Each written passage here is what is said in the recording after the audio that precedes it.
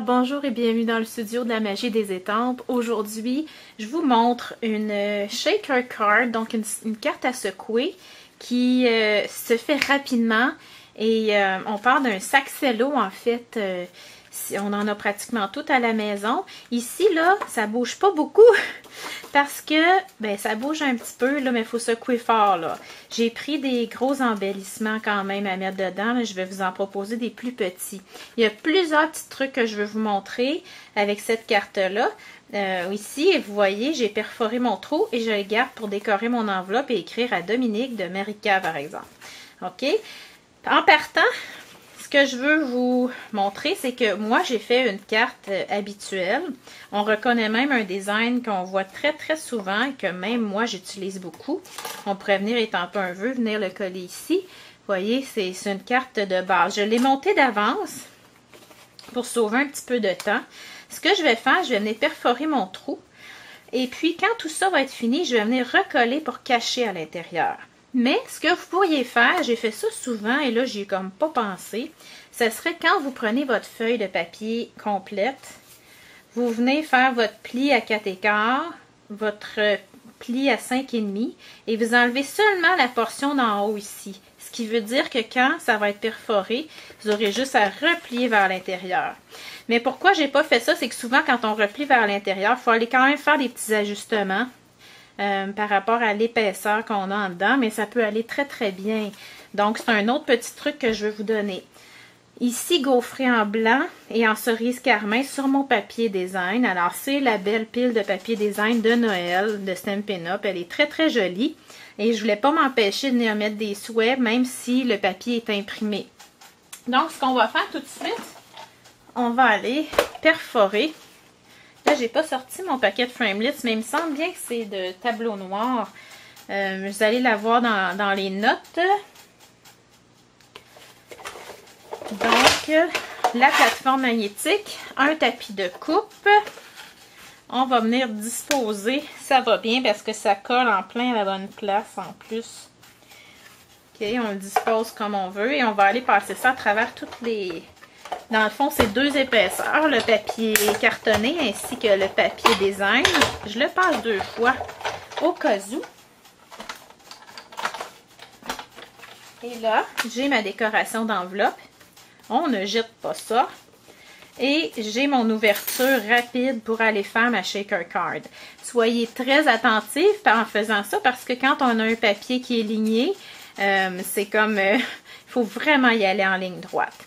Ici, pour aller faire plus rapide, j'ai été utiliser un sac cello de Stampin' Up.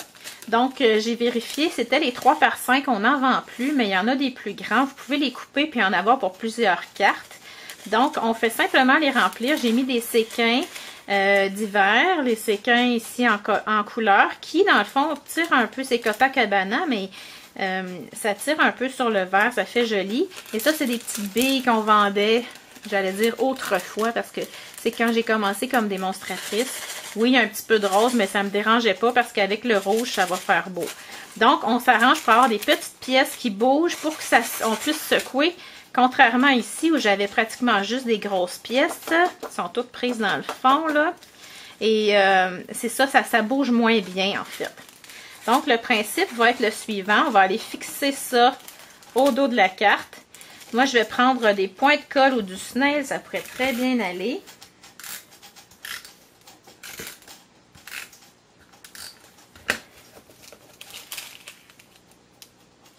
Et on s'arrange pour que le pli du sac soit vers l'intérieur de la carte parce qu'il y a toujours un petit pli à l'intérieur du sac. On colle bien, bien, bien. Et regardez, ça devrait... C'est parce qu'en fait, c'est qu'on vient prendre notre papier, l'autre papier en dessous, puis si en collant, on presse beaucoup comme j'ai fait, ça laisse moins de latitude aux billes pour se promener. Et là, je viens de me rendre compte que mon pli paraît. Donc, je vais le replier. C'est important de faire ça comme il faut. Ça, là, vous pourriez en faire plusieurs en fil. Voyons, ça se défait. Donc, à faire ça en ligne, là, ça serait pas trop long. C'est sûr que j'en ferais pas 40 non plus. On va venir étamper notre sapin. Et ça, c'est un jeu vedette de Noël. Vraiment, moi, c'est un coup de cœur parce qu'on peut s'en servir pour plusieurs occasions. On peut même faire mettez-le à l'envers, là. Ça fait des belles banderoles pour des bannières, etc. Ici, ça peut faire des beaux flocons de neige. Ça peut faire des étoiles dans le ciel. Ça peut faire des petits pois sur un papier imprimé. Écoutez, ça finit plus. On peut raccourcir l'arbre, en faire des topières avec la petite base qu'on a là. Il y a le petit cardinal que j'aime beaucoup, l'étoile. Bref, c'est un jeu que j'adore. Et ce qui est agréable, c'est que autant les boules que les guirlandes vont parfaitement s'agencer avec le sapin. Alors ici, j'y vais dans vert jardin. J'avais oublié que je voulais mon tronc brun. Là, vous allez dire, tu t'en vas dans le brun avec ton crayon. Je vais nettoyer sur mon brouillon pour le nettoyer, là.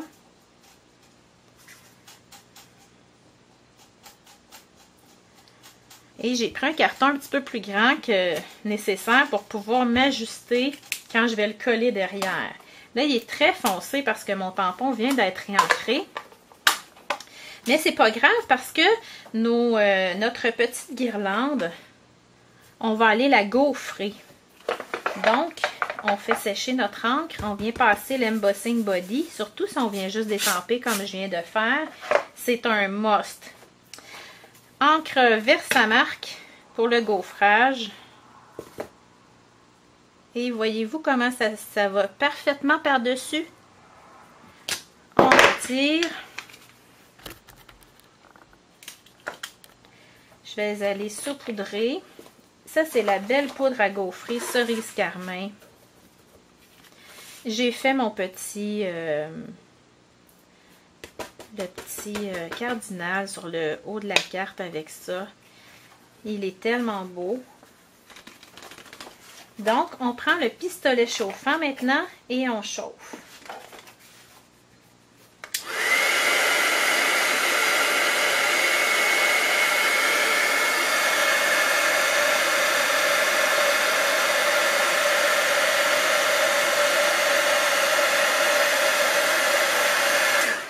Et là, il nous manque encore un petit quelque chose. Parce que c'est un arbre de Noël, hein? On va aller mettre des boules. Alors, avec les cristaux, je presse bien par-dessus pour que l'adhésif reste bien quand je vais retirer avec mes ciseaux. Vous pourriez prendre vos crayons Marie-Habileté pour aller faire des boules de Noël avec les cristaux de toutes les couleurs. Ça serait joli. Mais moi, je suis restée assez sobre ici.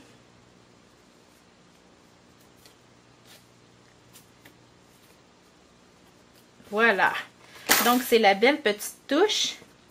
Ici, je m'étais dit que j'allais le mettre dans un petit contenant. On va probablement voir le tronc à travers parce que j'y ai pas pensé avant. Mais c'est pas vraiment grave. Je pense pas que c'est ça que les gens vont remarquer en premier. Alors, on a ça ici qui va s'en venir comme ça. Si ça vous agace de voir le pli, je ne sais pas si vous le voyez, il y a un pli au centre. Vous pourriez glisser votre image étampée dans le sac avant de venir le coller. Donc, vous ne le verriez plus. Sauf que, tu sais, moi, des fois, c'est pour aller plus vite, puis je voulais pas que les décorations ici accrochent dans les décorations que j'ai mises dans mon sapin. Donc là, je retourne. Wow, c'est vrai que ça va pas, c'est pas l'idéal, là. Il faudrait que je trouve le moyen de... Voyez-vous, mon sac, là, il aurait fallu que je le recoupe. Parce qu'il est trop gros. Ce que je vais faire, je vais prendre la Tombow. Ça n'a pas besoin d'être collé de façon parfaite puisque il va y avoir une autre épaisseur par-dessus. Là, je me dépêche à retourner puis à aller m'ajuster.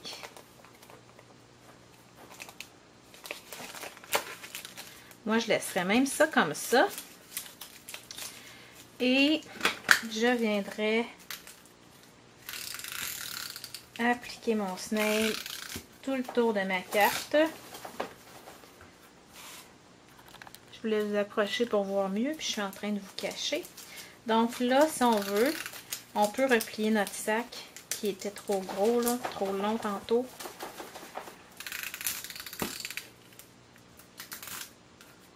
L'adhésif fusion serait super pour ça. Et là, je viens coller par-dessus. Je vais probablement avoir des ajustements, donc on vient coller bien au pli du milieu. Puis si on a des ajustements à les couper, ça va être à la fin par l'autre côté. Et on presse bien fort pour laisser une chance à notre snail. C'est sûr que le rabat de la carte, si on peut dire, va être un peu bombé. Parce qu'on a du contenu là. Et si vous avez des traces d'adhésif, vous prenez le dégommeur. Ça m'a sauvé tellement de projets. Donc, dégommeur qui coûte pas cher. Ça fait 9 ans que je l'ai en fait. OK, donc quand on replie, voyez-vous, il y a une petite ligne ici qu'il faut aller recouper. Je vais la faire au ciseau. Parce que là, il commence à avoir de l'épaisseur. Vous allez voir, si vous mettez ça dans le coupe-papier, ça ira pas très bien. Voyez-vous déjà? Oh oui, là, ça secoue. Ah, ça, j'aime ça. Ensuite de ça, bien, vous pouvez la laisser comme ça. Vous venez appliquer une belle boucle. J'avoue que je l'ai faite un peu trop grosse. Je l'aurais mise un peu moins large avec le beau ruban en lin. Dans le fond, ils disent un ruban en lin, mais il n'est pas du tout en lin. Il y a un aspect lin, mais il est en satin finalement.